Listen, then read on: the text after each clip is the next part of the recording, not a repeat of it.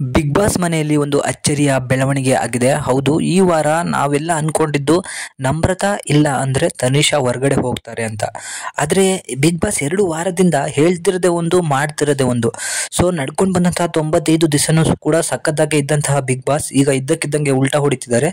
So TRPಗೋಸ್ಕರ ಇರ್ಬೋದು ಅಥವಾ ಬೇರೆ ಯಾವುದಕ್ಕಂತ ಗೊತ್ತಿಲ್ಲ. ಆದ್ರೆ ಇದ್ದಕ್ಕಿದ್ದ ಹಾಗೆ ಒಂದು ದಿಢೀರನೆ ನಾಮಿನೇಟ್ ಆಗಿದ್ದಂತಹ ಇವರು ಎಲಿಮಿನೇಷನ್ ಆಗ್ಬಿಟ್ಟು ಹೊರಗೆ ಹೋಗಿದ್ದಾರೆ. ಸೊ ಯಾರಂತ ಹೇಳಿದ್ರೆ ನಿಮ್ಗೂ ಕೂಡ ಶಾಕ್ ಆಗ್ಬೋದು. ಯಾಕಂದ್ರೆ ಬಿಗ್ ಬಾಸ್ ಮಧ್ಯದಲ್ಲಿ ಹೈಯೆಸ್ಟ್ ಓಟನ್ನು ಪಡೆದಿದ್ದಂತಹ ವರ್ತೂರ್ ಸಂತೋಷ್ ಅವರು ಈ ವಾರ ನಾಮಿನೇಟ್ ಆಗಿದ್ದಾರೆ.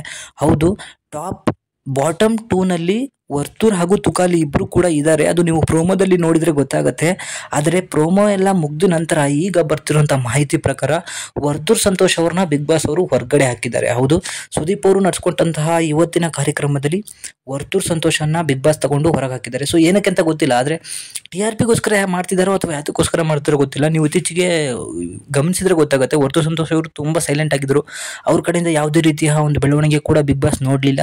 ಅದರ ಜೊತೆಗೆ ಕೆಲವರು ಓಟನ್ನು ಕೂಡ ಮಾಡಿಲ್ಲ. ವೈಯಕ್ತಿಕವಾಗಿ ನಾನು ಕೂಡ ಮಧ್ಯದಲ್ಲಿ ವರ್ತೂರ್ ಸಂತೋಷ್ಗೆ ವೋಟ್ ಮಾಡಿದಂತೂ ಖಾಯಮಾಗಿ ಮಾಡಿದ್ದೆ. ಬಟ್ ಹೋಗ್ತಾ ಹೋಗ್ತಾ ಅವರು ಮನೆಯಲ್ಲಿ ಇದ್ದಂತಹ ನೀತಿ ನನಗೆ ಇಷ್ಟ ಆಗಿಲ್ಲ. ಒಬ್ಬರ ಹತ್ರನೇ ಅವರು ಜಾಯಿಂಟ್ ಆಗಿ ಇದ್ಬಿಟ್ಟು ಅದೇ ಮಾತಾಡ್ಕೊಂಡು ಒಂದನ್ನೇ 100 ಸಲ ಹೇಳ್ಕೊಂಡಿದ್ರಂತಹ ವರ್ತೂರ್ ಹೊರಗೆ ಹೋದ್ರೆ ಪ್ರಯೋಜನ ಇಲ್ಲ. ಬಟ್ ಏನಾಗಿದೆ ಅಂತ ಹೇಳಿದ್ರೆ ಅವ್ರಿಗಿಂತ ಇನ್ನೂ ಕೆಳ ಮಟ್ಟದಲ್ಲಿ ಇದ್ದವರು ಆ ಮನೆಯಲ್ಲಿ ಇದ್ದಾರೆ.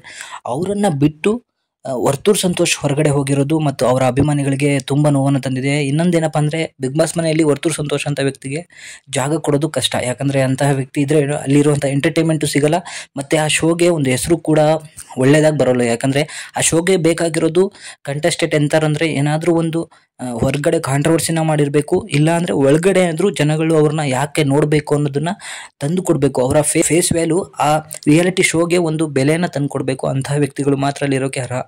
ಅದನ್ನ ಪ್ರತಾಪ್ ಅವರು ಚೆನ್ನಾಗಿ ಮಾಡ್ತಿದ್ದಾರೆ. ಸೊ ಅವರೇ ವಿನ್ ಆಗುವಂಥ ಚಾನ್ಸಸ್ ಇದೆ. ನಿಮ್ಮ ರೀತಿ ಯಾರು ವಿನ್ ಆಗ್ಬೋದು ಅಂತ ಹೇಳಿ ಈ ವಿಡಿಯೋದಲ್ಲಿ ತಿಳಿಸಿ. Thank you.